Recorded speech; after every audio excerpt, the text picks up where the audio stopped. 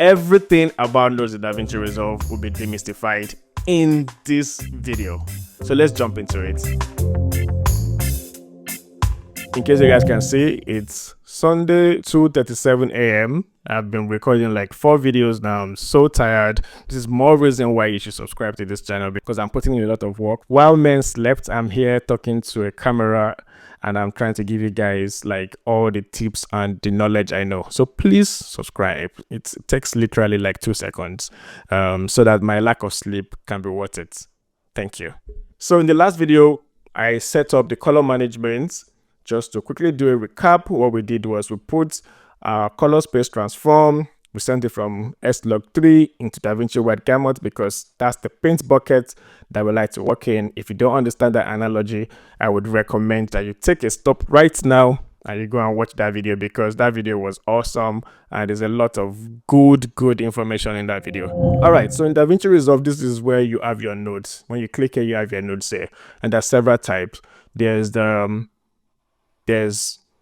first one, which is the major one. It's called a serial node. But when you don't have anything here yet, what you will start with mostly is the corrector node. So you can come to right click this anywhere here, add node, and say corrector. Then you have to join this part and join this part, and that becomes your first official node. However, if you don't want to do this, you can just use Alt S and it will create it for you. Now this is a serial node. The way serial nodes works is everything you're doing happens serially. So if you do something in the first node and you create a second serial node, the second serial node will be taking information from the first node. Simple. So everything you build up over that will be taking information from the last one. So for example, if I desaturate this shot is already looking saturated. If I add another node and I want to saturate it, what do you think will happen? Nothing. I've added saturation to 100. Nothing would happen. Do you know why? Because this is taking information from here, and it's taking information from a shot that has already lost its color. So it doesn't have any color to bring back up. Okay? It's as simple as that. Very simple. For us to have like a shot that is pleasing to the eye, I'm going to copy this grade. Again, to copy grade, you can right click on the grade you want to copy from and say apply grade. So I've copy this grade now so that we can have like a fine shot to be looking at. Are you guys happy with that? Because I am happy with it, even if you're not. Just kidding. I care about you guys.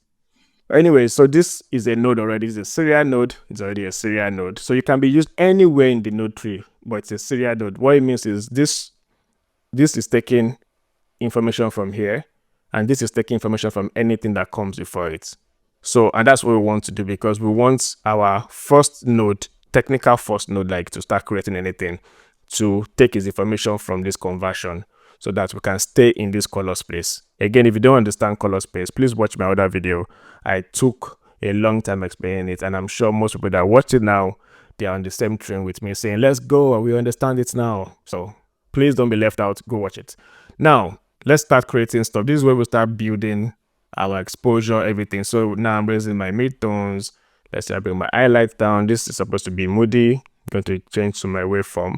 You guys can check out the video on my scopes, everything scopes also, where I talked about all this and demystified it also. We're all about demystifying here. We're going to demystify all these things so you can be confident to leave your Premiere Pro or your Final Cut and start working here, okay? That's the goal, for you to leave that software this year. Leave it and move to DaVinci Resolve by fire by force. If I want to disable this node, I'll click on the number. Okay, that's disabling it. I think there's a shortcut for it also. Yeah, Command D or Windows D. It will disable that node. Okay, I have like a button on my panel that I use. Please learn to label your nodes. Right click on node label and say EXP, that's exposure. Let me teach by example. Label this one IDT, which means input display transform. Label this one, because when it gets hectic, there's a chance you'll forget what you did in each node. So I can do another one, add serial node. Let's call this color, so I can show you what happens when you use a different type of node. So this is, let's say we have this color now and we're pushing. So if I come to this next one and I say red, and I want to push red into it, see what will happen. I see that the shot is struggling, you know, even at this point that I pushed it to, you still have blue in it because it's taking information from here, That's why that struggle is there. If I remove this, you can see that the red I pushed is showing. Let me push it a bit, or let me push this color instead.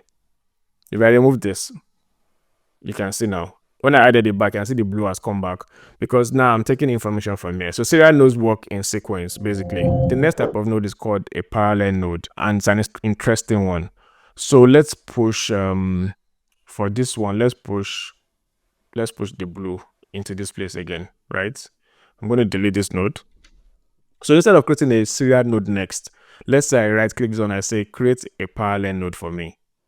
What happens is it creates a node under the node I created. And if you notice, initially we had like this line going from here to here, then this going from here to here, just like the way this one is going from here to here. It's going sequentially. Now it created a node for me that did not follow that rule. The node decided to not follow from the front, decided to come and follow this guy. It branched out from the exposure. Then it continued its journey back here. This is called a mixer. What this is doing is it's basically created its own pathway from this color. But when it's done, it goes back to line and everything mixes down and continues down the pipeline. If that sounds technical, I will explain it. So what advantage you get from that is this node has already been tainted by blue, right? With this node is not taking information from here. It's taking from the one before here. So that means it's getting a clean feed from this exposure. I'm going to desaturate this shot here, this node. Let me reset it so you guys can see the example.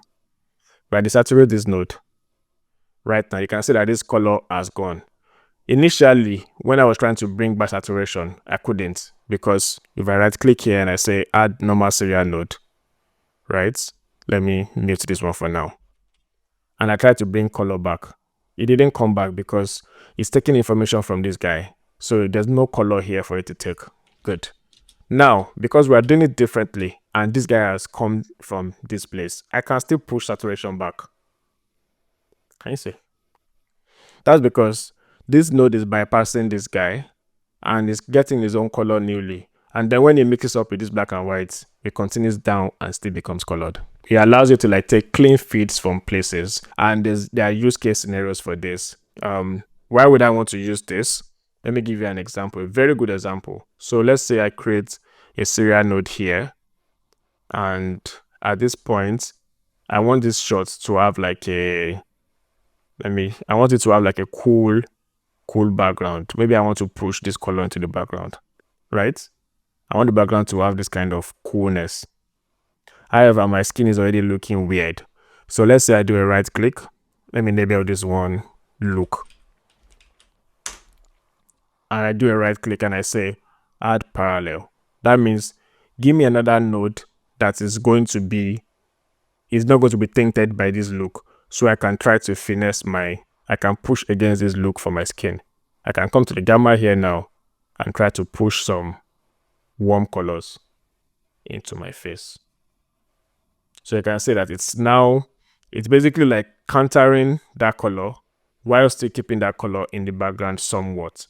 So now I'm pushing my color back into my skin tone with the gamma, and everything is mixing down to create a look. This can be a look that you can pack and send to a client, and they will say you're the best colorist ever in the world. See, now I'm still pushing the color. But you can see my mid-tone if you look at it very well. I was able to do that with this node, because this node now, if I make them individual, let me remove this one. See what this node on its own is doing. It's a lot of warmth. See what this node on its own is doing. It's a lot of cool tones. When they mix together, they form this nice look. And this can be a look that, for example, let's say you now create another serial node and you now give it some contrast. And this can be a look that you would like, and you make it into a color-coded look. And this is like a typical orange and teal look. If I was doing that, I would finesse it a bit more, and I'll push some things like into some other places, but we're not talking about that today. I do parallel nodes for when I'm creating a look and I want my skin to be clean. Let me reset this. And I also come here and use my qualifier and try to pick my skin. right now you'll be wondering like, which skin are you picking? This skin is already blue. I'm actually not picking a blue skin because what I'm picking from is from here. What I'm picking from is from here. If this is your first time seeing any of my videos, welcome to the gang. I've got lots of great videos on this channel, so please take a second to subscribe right now. Click the notification button so you don't miss any videos. We show a lot of content, color grading tips, lighting tips, cinematography tips about dark skin people like you and I. Hopefully you're dark skin, but if you're not, you're still welcome, because on this channel everybody learns. Most of the shots that we'll be working on and the techniques we'll be talking about are specifically geared towards darker skin tones. So if that's your thing, you are in the right place. The layer node is the third type of node. So right click and say add node, and you say add layer. This node, what it does is it branches off. However, instead of it mixing back, it branches off and it becomes like a top node, like it covers the one was there before. So the way DaVinci nodes work is weird, because what is down is supposed to be the one that is covered, right? But it's the other way around. It's like flipped over. So this layer node that is down is actually on top of the node that is our look node. So what he has done for us is he has almost bypassed this guy. So now it has branched off totally. It's a layer. It has layered over this look. And the reason why I want to use this is because I want to select the skin. So if I select the skin here now, I don't know if you can see. That's because I have selected the skin. So what I have selected is this. Because my selection is this, it has picked just the skin, and any other thing doesn't concern it anymore. And you can see now that the background is now showing behind it. So it's almost like I've done a cutout. Like I had the look node, then this is my layer on top of it. Then I now cut out something on top of the layer. So what is under it will now show, and that's how a layer node works. So if I cut out this, what is under this part that I cut out will show, and everything will look like an image together. So you can use a layer node for, look building. If you want to isolate skin and you want to create like very, very crazy looks, the node at the top will always be the one that will take, priority. I'm going to do a quick look right now just to show you what I was saying. And then when you activate this guy, it comes like nothing ever happened there. It forgets this thing entirely until you make a selection that at least separates it. So see now that I've selected the skin, and then I can again, just like we said the last time, we can kind of come to here and key things down. Sorry, I'm supposed to key this one and keep this down. So if I can key it down, you can see that it is blending into the background more because I'm making that node transparent. So if you want to create a look and you want things to still blend in, you use a layer keyer to key your skin, for example, or key what you want to stand out over that look. Then you can dial it down slowly. See the look. So this could be the look you're going for. You can do whatever you want to do. You can desaturate this background, for example. And this, if I remove this guy now, that's how those nodes work. See? If I put it back on top of it, it is basically layering this skin selection that I have. If I ever want to make it more precise, let me put the power window and restrict it to just the face so you can exactly see what it is doing. The face will be the only thing that is colored. Everything will be black and white. Can you see? So that's what a layer node has done for me. I saturate that face. So I applied a look, then I created a layer node and I selected my face, and that's what I was done. Simple. So this, I'm showing you all these things so you can kind of play with them and you can create what you want to create. I use layer nodes from time to time, but however, my most go-to nodes are like the serial nodes and the parallel nodes. The next one that I want to show you is called an outside node. Let's say we're happy here, but we want to darken the background. We want to darken everything and let this, our actor, be the only thing that is popping out in this shot. And we can do that with using a power window, which I will make a video about. So if I create a power window and I say, okay, this is my actor. I want to draw a window around him. I want him to be bright. So if I come here and check my highlights, I'm already seeing that, okay, this my actor is selected well. However, where I want to affect is not the actor. I want to affect things around him. So I can come to this node and right click it and say add outside. What it will do is it will create the exact opposite of what I just selected. It's creating the outside node. So a node that is outside what I created. And you can see that it's joined together with a blue arrow. So now I can work on both at the same time. So I can come here, I can take this down, right? You can see, I can come back to this one, which is the inside node, and bring this up. So that's what an outside node does.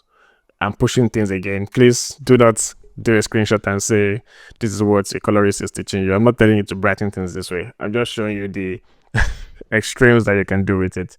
So this is what an outside node does. And there are a lot of, situations where you might need it, or you might want to use it, but that is exactly what it does. Nothing more, nothing less. Is there anything else? There are a couple of other ones. There's add serial before. So let's say you have this and you forgot to put something before here. Maybe you wanted to saturate this shot before moving on to the look. You can come to add node and say add serial before, and then it will come here, and then you can put anything there. There are a couple of other ones like mixers, and that one, if you right click outside, you can say add node, add layer mixer, key mixer, splitter, combiner, corrector, parallel mixer. But I'm not going to make this video about that now because it's kind of next level, it's intermediate, and you at this point you're trying to get it to DaVinci Resolve. So I would say with those nodes I just talked about, that's everything you need to do your day-to-day color grading for now. For the bulk of the time, for the next 1 or 2 years, you're probably going to be using these nodes, and you'll be trying to get a hang of them. And yeah, so you don't need to stress yourself with the more complicated ones. I can make a video in the future about them, but you'll be fine with these ones I've told you for now. So there you go. Hope you learned something, and I hope I've been able to really explain these nodes to you. So there's a node tree structure that I use. This was something I gathered from Darren Mustin and also Colin Kelly. If you guys are into color grading, these guys are amazing instructors, and I finessed that over the years, and I kind of just have my own style, kind of have the way I like to work, and then I keep it consistent from project to project. And if you guys want a node tree like that, if you want me to send it to you, just drop a comment in the comment section. I'm happy to share my node tree, just so you don't have to create nodes every other time. And as long as you understand how it works, then you're fine. If you're new to color grading and you find nodes a bit complicated, drop a comment and I'll see if I can help. If you enjoyed this video, please consider subscribing, drop a comment and like it, and also turn on post notifications so you don't miss my post and they come to you every single time. Thanks for watching this video, and I'll see you in the next one. Bye.